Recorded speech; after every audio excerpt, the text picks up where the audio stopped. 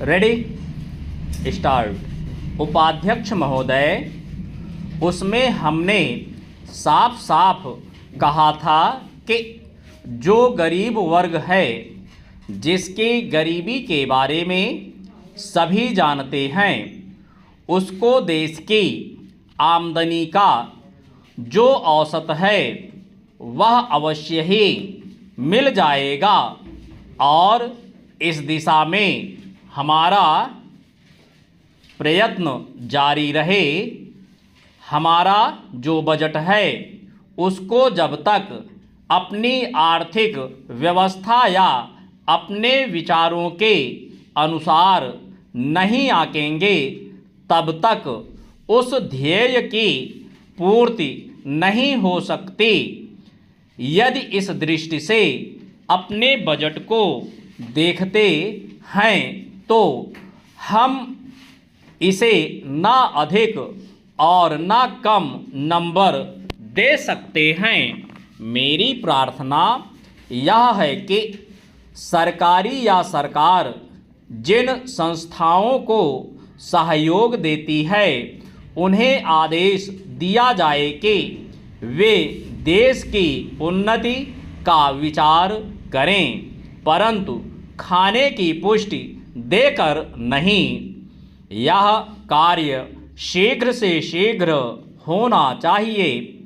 इसका कारण यह है कि उच्च श्रेणी आम जनता का आदर्श होती है और जो कुछ उच्च श्रेणी के लोग करते हैं उसकी नकल कनिष्ठ श्रेणी के लोग करते हैं। इसलिए यह काम पहले उच्च श्रेणी पर हो जाए तो आम जनता पर उसका प्रभाव अवश्य गहरा पड़ेगा। चेंज।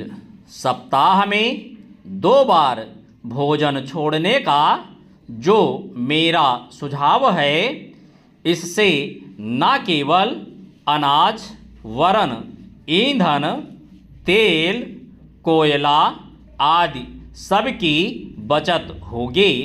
भोजन छोड़ने के अलावा अन्न बचाने का और भी एक तरीका है, वह भी सामूहिक सामाजिक श्रेणी पर किया जा सकता है। जानते हैं कि इस देश में 10% अन्न कौन खराब करता है?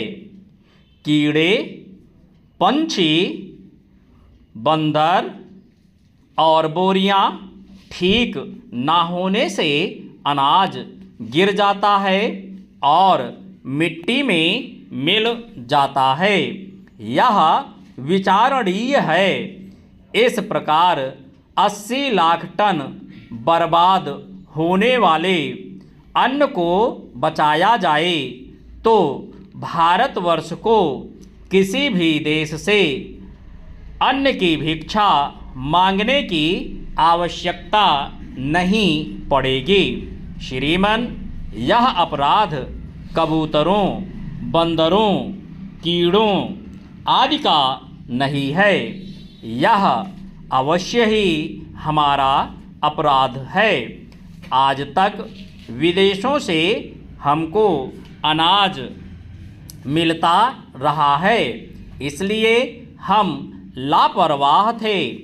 इसीलिए अनाज का विनाश होता रहा, परंतु अकाल पड़ेगा जैसा कि इस वर्ष पड़ा है, तभी हम जागें तो यह ठीक नहीं है।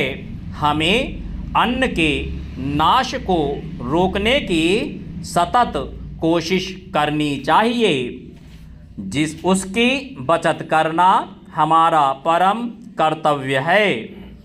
यह काम हर किसान, बच्चा और युवक कर सकता है और उन्हें करना चाहिए। अन्न बचाने की समस्या केवल कानून के जरिए हल नहीं होगी। यह बात भी सामाजिक चेतना पर निर्भर है।